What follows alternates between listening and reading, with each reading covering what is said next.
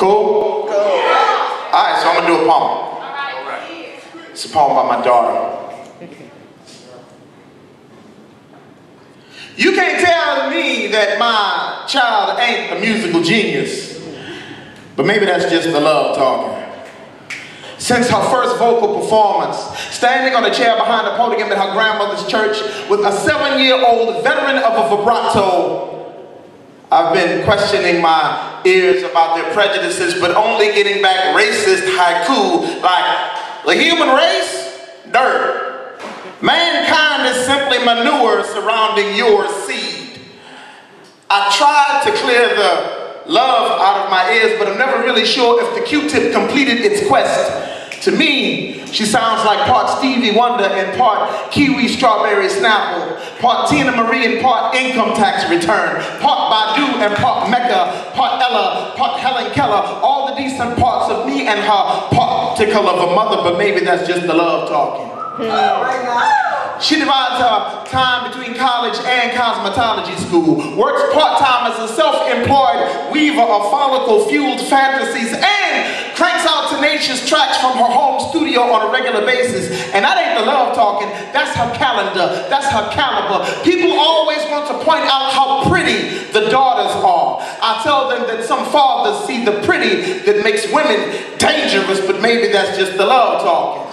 She looks like part sunset and part evolution, part Creole and part creativity, part Patti Smith and part botanical garden on the first day of spring, the first day of the week, the first day of her childhood sparked the first day of my adulthood. This 19-year-old old soul is a mob enforcer trapped inside the body of a fortune teller, telling you what's about to happen. Standing in my kitchen when she was 16, 2 police officers hovering over her like 2 pressure systems looking to hurricane somebody, explaining that her mother had legal custody. Shanti took a seat and said, well, I guess y'all gonna have to do what y'all gotta do, because I ain't leaving. They did. She's part Angela Davis and part occupied 632 University, walking of still being occupied, still colonized by the empire of her strength. She's the princess I conditioned to listen to Prince, but maybe that's just the love sexy tour talking.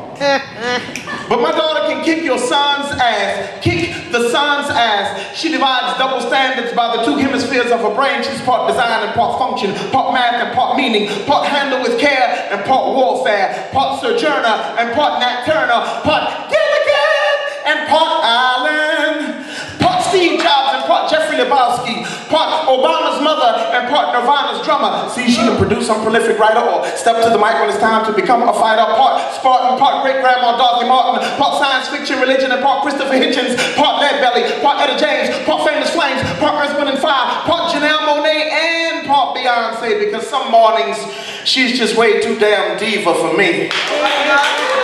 But I also know that sometimes I might be a little too Chuck D and Flavor Flav. But the ways we behave when days are all sun rays save us from the haze of when it's all shades of grays, and maybe that's just the MC talking, the poet talking, father of a poet talking, father of a singer, father of a producer, father of a songwriter, father of an MC talking, or maybe it's the love. Yeah. Maybe it's just the love. Or maybe it's both. Thank you.